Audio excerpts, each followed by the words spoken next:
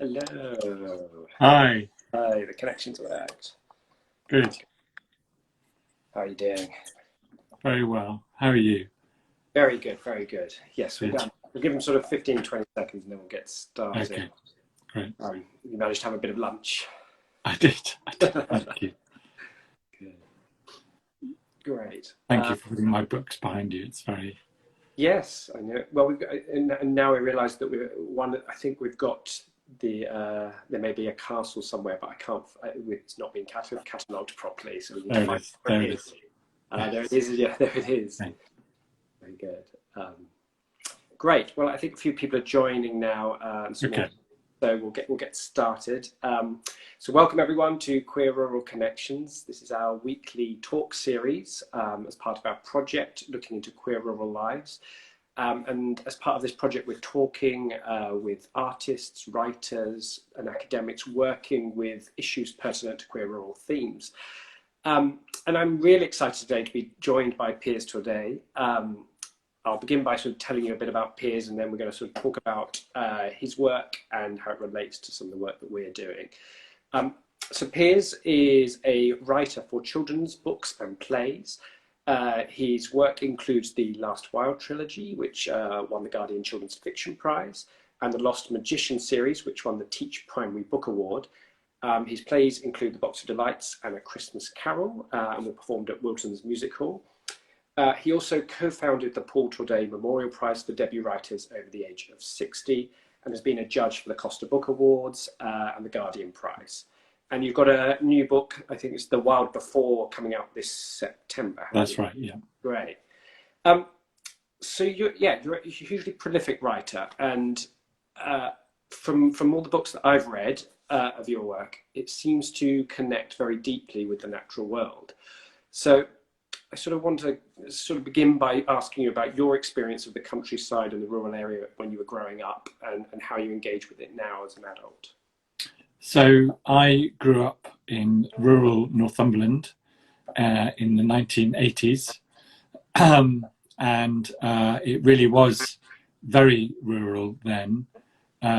Like everywhere in Britain, the countryside there is more developed than it was now, both from farming and both for leisure purposes. But back then, it's safe to say as a child, there was a lot less going on. But the sort of key, I suppose, developmental part of my youth, I suppose, like went from about 7 or 8 to kind of adolescence. We lived in a little house in a valley in the middle of Northumberland, and although it wasn't, we did have also rent videos and watch TV and go to the cinema in the city and all that stuff. A lot of our time was spent playing outdoors and exploring really very wild, undeveloped countryside. And so I kind of really developed a love of the countryside then. And that's something that's never left me, even though I suppose, like many queer people, I ended up moving to the city as a young man after university because there weren't many queer people in the countryside. And also I wanted to work in the arts. And that was, again, much harder in the countryside, even though there's a lot more arts work in the countryside now. I wanted to work in the theatre and the comedy industry, and that just didn't I had to come to London. But I started writing books about the countryside, I think because that was still very much a part of me and my identity and where I grew up. And my latest book is about the countryside. Yeah. It's never really, it's a deep sort of, I've internalized the countryside, I suppose.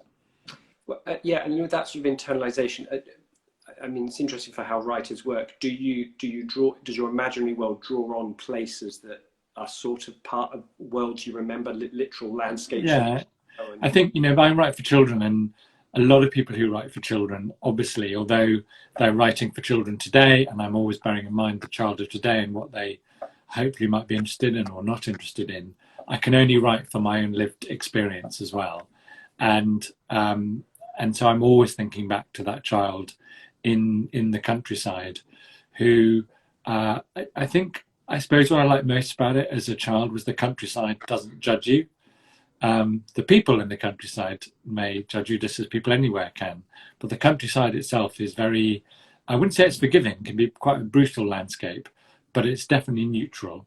It's the same for everyone, and there was something very comforting about that. I think when schools could be potentially a hostile place, and growing up as a young boy, sort of realizing that I was gay, there weren't many places to, none. There were no places to go or people to talk to, really. And the countryside, I think, became an emotional kind of refuge for me. And I think that's why in my books it often is that for some of the characters as well. Well, so I presume from the way you're talking, you knew from quite an early age that you were different, queer, gay, whatever. Yeah, looking back, I think I kind of put a name on it, if you like, when I was about 12 or 13. But I think I kind of sensed from about 10 that I was just different to lots of other boys, like very common story, different to other boys. And the irony was I lived in the countryside and I didn't really love a lot of the things you were meant to do in the countryside, because the countryside was presented to me as very straight. It was certainly the world I was born into was very much about going out and shooting things. And I didn't want to shoot things. I wanted to discover them and learn more about them and try and spot them. And whilst I think that can be part of that world, it often, too often, it certainly wasn't in the 80s. It was kind of like, let's see how many things we can go out and kill. And that was totally alien to me. And the people who did it were so kind of macho and like performatively heterosexual to the kind of 18th degree, even though looking back, there's something rather camp about a lot of field sports and all that stuff as well. So I kind of, it's weird. I didn't always feel at home in the countryside because the way I was encouraged to interpret it was very alienating to me. Interesting. It took me a long time to find the courage to realise that my view of it was sort of valid. Well, that's it. Because so moving on to talk about queerness. So that in a way is a queer view or perspective on the countryside that felt different. How does queerness sort of come into your thinking and the way you work, the way you think about your characters, setting? Can you talk a bit about how it's a huge part of it, and none of my books so far, I suppose, have an explicitly queer character, and that is something I would like to do. It's writing for what they call the middle grade age, which is sort of 8 to 12. That's something that's evolved over time, and there are now books with queer characters, but before it just seemed to be only something you could talk about for teenagers because it's obviously about sexuality. And but I think that growing awareness that people often feel queer at a young age, even if they don't quite know what that means, they need characters to identify within stories. But it's still always been a huge part of the way I've devised those characters, because often some of my main characters have been young boys feeling quite othered from the world they're in, and so I have drawn on that experience. And my last wild book's about Kester, a boy called Kester who can't talk and say how he feels, and makes friends with animals instead. Is kind of a bit what it's about. And I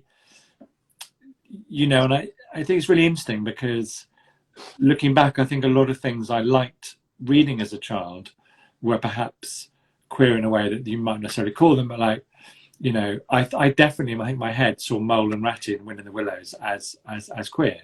I'm not saying they are, but these nattily dressed gents going on a sort of picnic together, that for me was a fantasy. That was something I really, aspired to. And I think a lot of children's stories play on that sense of secret worlds as well. So like Narnia going through the wardrobe, for me is almost like quite a gay experience. I'm not saying the book is intrinsically, but how I interpret it really was. Yeah. Well, with the series of The Lost Magician, this idea of portals of going through one place to another as well, that coming out process, I think, that's very strong. Yeah. So, were there then any queer role models or people you looked up to as a child, or where did you see that? I mean, I think I remember you writing a piece about Judy Garland, but can you tell me a bit about what other bits of cultural resonance there was for you? I honestly wish there had been some queer role models growing up. I mean, the reality is that and I think my life might have been not saying better, but it would have been different had there been. because it was kind of hopeless. I mean, Oscar Wilde, come on. I mean, you know, he's a very funny, talented writer, but he's not really, because a very specific role model. Noel Coward, Michelangelo, they were all sort of like impossible geniuses, or people whose lives ended in kind of unceremonial tragedy, and or, you know, alcoholic despair or whatever. So I didn't really fancy those as role models. So I think I kind of, this where it comes back to children's books, I think I kind of made my own in a way. And I took to my heart those people in stories who, I think it's often why I quite like villains in stories. So one of the reasons I like, say, talking back to the Narnia books, why I like Edmund, who's kind of seen as the you know, the villain in the Lost in the Lion, Witch and Wardrobe, and why I tried to turn the tables and make the Edmund character in my story, Eve, a much more positive character, even though, because I think Edmund's kind of, in my head, was rebelling against the kind of heterosexual conformity of the world he's in. He's the kind of rebel who doesn't want to be part of the kind of the big straight family, and that kind of mischievousness, that was something I suppose I kind of took as a sort of slightly queer role model as a child, without even maybe realizing it. But it was those characters I often liked. I liked villains and flamboyant young rebels. Yeah, the sort of the troublemaker ones, or the ones that are sort of fawning the fabulous diva queen. You know, sense. Well, I suppose then you talked about moving to the city, and that being because you sort of had to for art and for also for queerness. Did you feel like you were having to give up some of that past, or you know, in terms of, is your writing a reconnection with nature? I couldn't wait to get away. I couldn't wait to get away. At the time when I was young, I couldn't wait to get away from the countryside, and that makes me really sad, actually, because as one of your previous guests was saying, you know, I think, you know, the irony is the countryside in many ways is actually a rather brilliant place to be queer. There's far less hate crime. It's many people live amazing, happy lives, and I think it's just. But you know, I grew up in a time when queer culture becomes so defined by glamorous city sort of subculture existence, and indeed that there were very few. You know, there were no apps. There were, you know, nothing. Any ways of connecting with people who might be similar to yourself, other than in cities. And so, but it also was work. There, you know, there are definitely not many theatres in the countryside. That's just deepest countryside. That's just a fact. Never will be. So, but I am sad because I think I've tried to reclaim the countryside through my writing. I felt the very macho heterosexual countryside culture I grew up in, mixture of farming and field sports. I think I felt at the time that I felt rejected by it. I certainly don't now, because the people who do those things are much more, you know, that they've changed too. Yeah. But at the time I felt rejected by it, and so I had to go to the city. But I gave up so much beauty and peace and quiet and understanding about nature. And there is, you know, when I think about it, there's something about the kind of masculine psyche and sensitivity and its beyond beauty that is so enmeshed with how we experience the countryside, that I think if you exchange that just for an urban world of clubs and, you know, all those things which are great fun, you lose a bit of yourself. You know, you lose a bit of that kind of, it provides balance. And it's a great shame that I think I saw the countryside as straight, because I definitely don't think it is straight. Yeah, I don't think it, and it seems to have never been straight, but the visibility issue, I think it is becoming now, but I think you're right. It's that it was an either or situation. I think that's very interesting in terms of how the hangover, I suppose, of the 80s or that previous generation. It takes a longer time for that to sort of shift and change.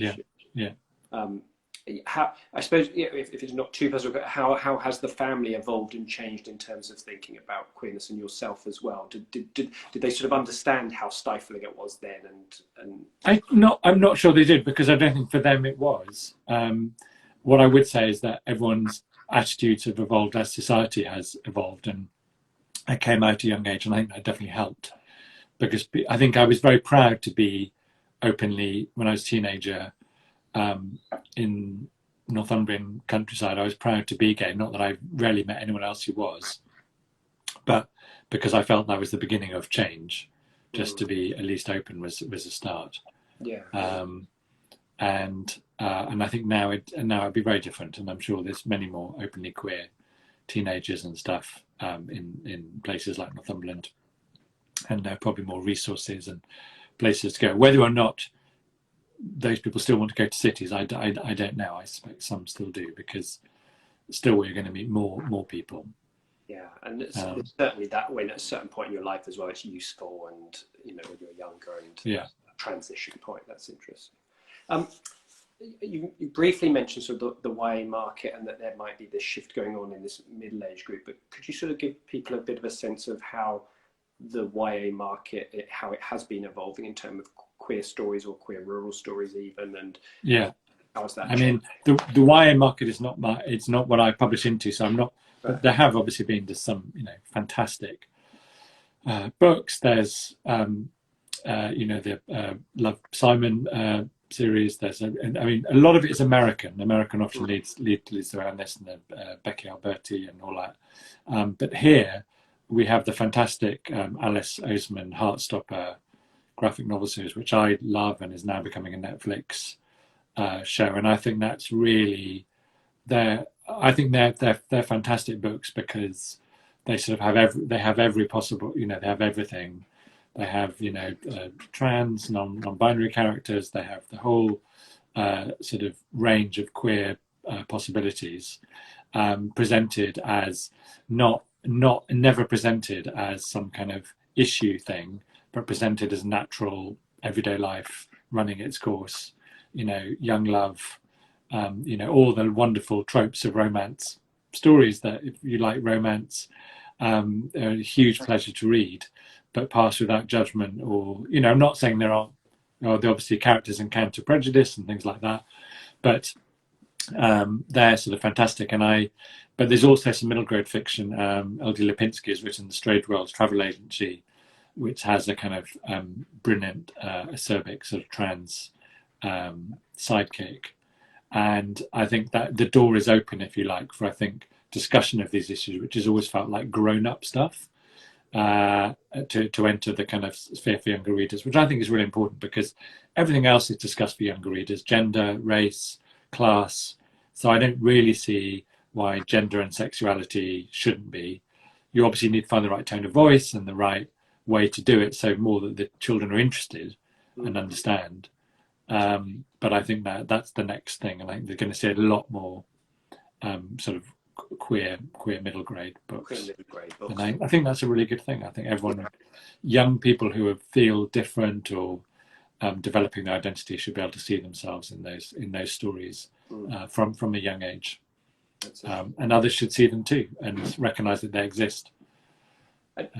Just the schools you go into when you do talks or readings, do these schools now tend to have like LGBT sections, or again, is it because they're still quite young schools, I very much get the impression that in secondary schools, that is definitely happening, and it's just not it's just not the issue it was for me coming out at all, and that people are just assuming all sorts of embracing who they are in a incredibly diverse range of ways from a young age, and that schools and teaching staff are supporting that and enabling that.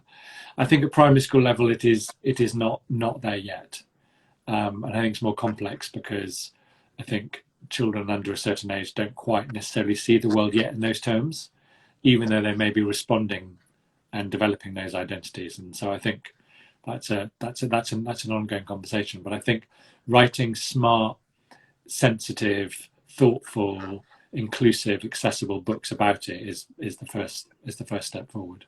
Right. Just to finish off then, I just wonder if there's a place in the UK that has a particular, like a rural place that has a particular emotional resonance, or somewhere that your go-to place for like peace, calmness, joy, where place is, and what, if you can tell us. It would probably be where I grew up in the Allen Valley in Northumberland, but it might also be in the Highlands of Scotland. I think I think for me it would have to be somewhere really remote, because what I love most about the countryside is its ability to provide a place where you really can lose yourself from the modern world and modern society. And ideally a place with no mobile phone reception or Wi-Fi, where you really can reground yourself and reconnect with, I suppose, the kind of essence of nature, which is, you know, the landscape and wildlife and the elements still turning on regardless of what we argue and bicker about. And so, yeah, anywhere that offers that kind of reclusive, unreachable sense of belonging would do it for me. Very good. That's wonderful. Thank you for your time today. It's been lovely to chat with you. And likewise, thank you. Yes, so you've got the new book, The Wild Before, coming out in September, and the last one, it's just a brilliant series, I think, as a way into your work. So I definitely recommend going to read it. Thank you so much. Thank you. Thanks. And yes, we'll be continuing with these next week. We'll be talking with an artist next week who's working on a project called Queer Rivers. And hopefully some more guests in the future. So just follow us at Torch, or we have queerruralx.com is our website now dedicated, where you can see all of these videos and catch up with the writing and the bigger project. But thank you again, Piers. Thanks for today. Thanks, Tim. Bye-bye. Take care. Bye.